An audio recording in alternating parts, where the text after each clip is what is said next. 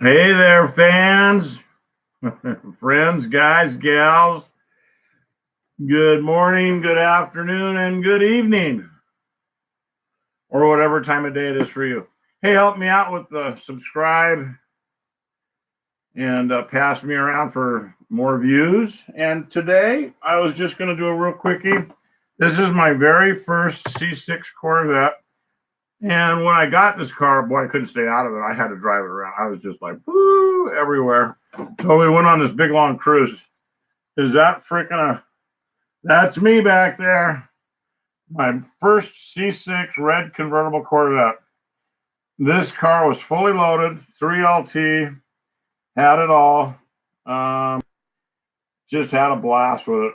I was amazed it had an electric soft top. That back lid opened up, soft top came up. You did have one thing to do, and that was to latch it in the center of the windshield. Was a small knob you had to just turn and it cinched it down. And amazingly, the car did not leak a drop. And very fun car to have and drive. Just a fun car. I've had a lot of convertible Corvettes. And I never had a C5, but I had C4. And the C4 convertible, there was a little button on the driver's side. You click it, lift the hatch, flip the top up, snap it down. And then there were two latches, one on either side.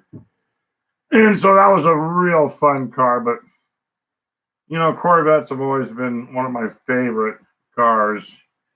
And my brother, years and years ago, my brother got a Ferrari. And so I wasn't real big interested in the Ferrari. I drove it. It's a 355. It was an F1 355, so it had the paddle shift. I didn't feel it had the power or the speed I was anticipating for a Ferrari. And then I have one, and I'm reading up and catching up on the car.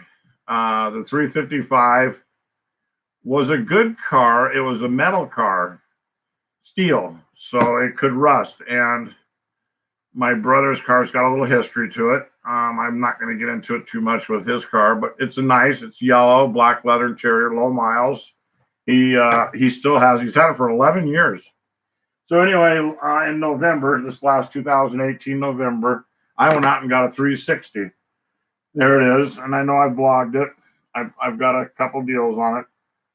I really enjoy it. I think it's just an incredible car. This is my car too, by the way. This is my car. And it's just an incredible car. It's got factory 400 horsepower, 6-speed paddle shift. And they say the low end isn't real strong. Well, I think it is strong. I think the low end is strong on the car. And it's got an incredible amount of get up and go. It's got the Capristo Stage 3 exhaust, which is gorgeous to look at. All stainless steel. I believe it's chromed, or maybe it's polished. It looks like chrome. I looked it up online. It's $6,000 just to buy the exhaust system. And so anyway, the guy that had it before me obviously put it on. It has a better sound, and from what I can gather, it adds a little horsepower to the car. Anywhere from 20 to maybe 30 horse. So, again, you really can't feel 30 horsepower. If you have 400 horsepower and you add 30, you'll never feel it. What you'll see is if you race the car, and I mean you race it extreme to where you push it all the way, you will see a drop in your quarter mile time. And I learned this from a very experienced race car driver. He said, if in order to feel added horsepower to a car, you have to add a minimum 75, and anything 75 and above, you will start to feel. And at 75 is very vague to feel. You'll see it in your time. You race the car, you will see your times get faster. Now, if you add 100, say 150, you will absolutely feel that kind of horsepower. I've got a car up here. It's actually not a great picture. It's a 1986 Corvette C4 convertible. I bought it. It had the stock 245 horse motor, automatic. And, you know, the C4s for the time when they were built, because of the way the industry was, they were a fast car. They were a pretty fast car. With only 245 horsepower, I think they were 15-second, 14.5, 15-second quarter-mile cars. Well, they had a bad design as far as they were the first Corvette with the electric fans, and they were trying to keep the motor running at 200-some degrees, and they had a real bad history of overheating, and the motors themselves weren't built to be rebuilt but one time, in which I lost it to an asshole who he screwed me. He bottom line, he took my money and screwed me, and I ended up with an anchor. So I had to pull the motor out. I bought a older Z28 350 that was able to be rebuilt. I guess the guy told me it could be rebuilt 3 or 4 times after I rebuilt it the first time. Had the 4-bolt main. We honed it out inside so we could put the 400 crank. Wow, have you ever seen how to turn a 350 into a 383? It's incredible. Now they sell a crate 383, much different animal, and it's set up. When I did this, I did it in I think it was 91 or 92. And at that time, the 383 was being built out of the 350. You couldn't go out and buy a 383. You had to make it. And the downside, everything was it was a great motor. I mean, Jesus Christ, this thing. We got 400 horsepower out of it. And I went out and beat up a lot of 92 and newer 300 horse LT1 Corvettes. And you know, they were a fast car too. The people that owned them, they thought that they had the machine. And so when I was next to them, oh, you know, you got an older, you know, 245.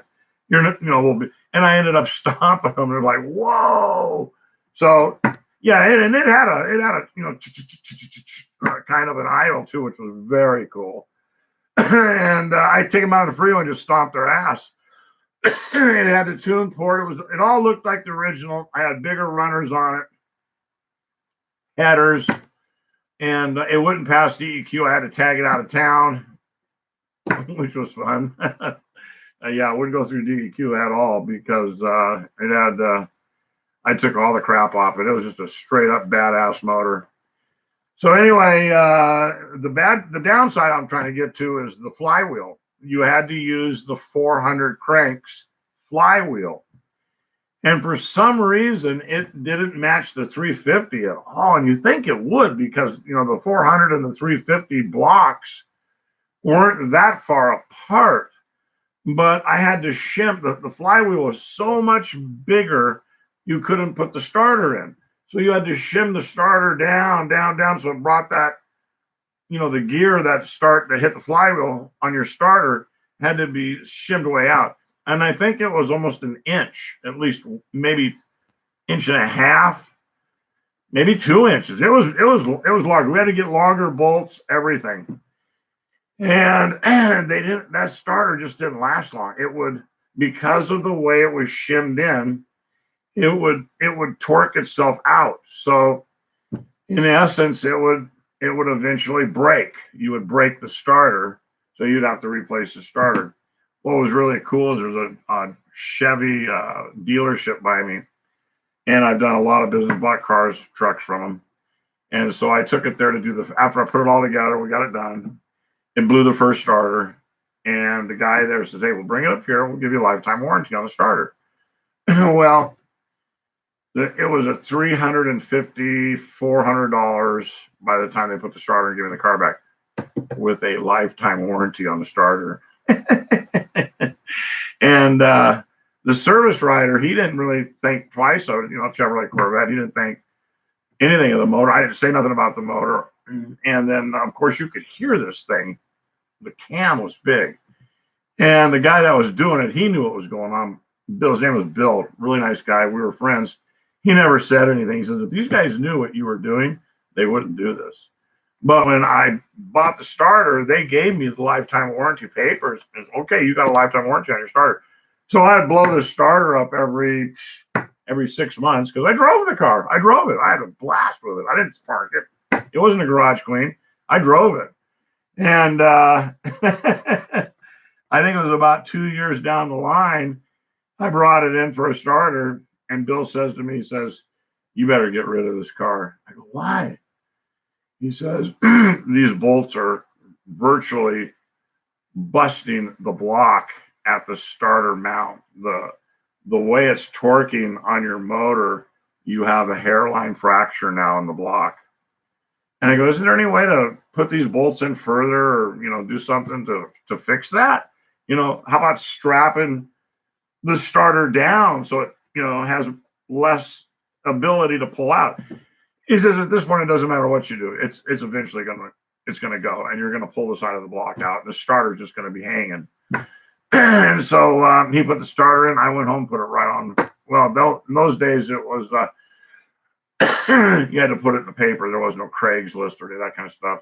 So I put it in the paper, and I asked 10 grand for the car, which was at the time for an 86 Corvette convertible, that was the going price. At first, I asked like 13 or 14 because of the motor, nobody called. And eventually I sold for 10 grand. And the guy that bought it, I mean, he's like, he thought he got the killerest deal in town. I mean, this car, and I won some trophies with it too, as, a muscle car and this and that, and best motor. Yeah, I think I won like 2 or 3 trophies with it. Had a great time though, just driving it around and beating people on the road that thought they could, they're going to beat this car. So anyway, have fun. This is my new fun toy for the summer. We're going to be, I'll be making videos of this at the car shows. I sure hope I win a trophy with it. I'll be disappointed if I don't. I mean, he's only got 23,000 original miles.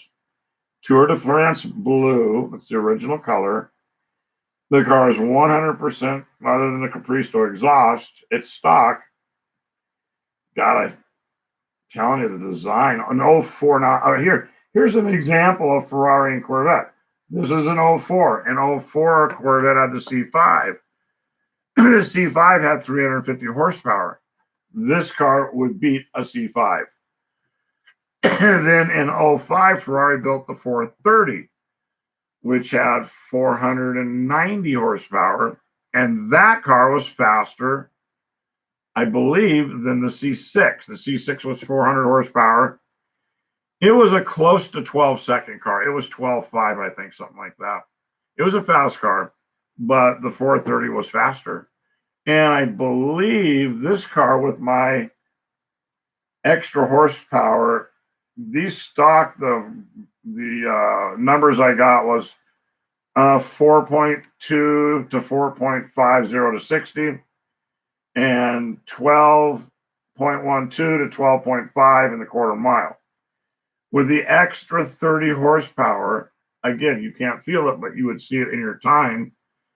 It's probably 12. I probably gained 2 or 3 tenths of a second in the quarter mile, making this a 12-second car, which would compete with the C7. So, and the 430 or the 330, the start of a new generation of Ferraris, were all aluminum. The whole car, all aluminum, no metal in it at all. So virtually no rust, no corrosion. Car should last forever. In essence, if you take care of it, it could last forever. And the motors are built virtually bulletproof if you take care and maintain them correctly. That's the ticket, maintenance. On the 355, my brother, he had to do the belts. They had to drop the motor out. What? Yeah, they had to drop the motor. It cost them 10 grand to do the timing belts and a tune-up. And I was like, whoa, no shit. On the 430 or 360 and newer Ferraris, the belts are accessed right behind the seats. So you pull the seats out, there's a panel comes off, you have full access to the front of the motor, change belts. I think there's a lot of things you can do with that panel off. Alternator, A lot of the pumps or hoses, where in the past you'd have to pull the motor out. Now you can do it with the motor in. And the end, I think the cost is around $1,500 to $2,000 to do the whole thing, which really, compared to what the older Ferraris, that's a bargain. So, and I think the 430 went from the belts to chain. I think the 430 and newer have chain. Now the belt drive camshafts, the belts they're pretty badass, really. They're stocky. I've seen them, and they are not like a serpentine belt on a Chevy 350. That it surprises me they've got to be changed so much, but and that's what they do. That's what they do. Okay, subscribe me, pass me around, help me out. Love, peace,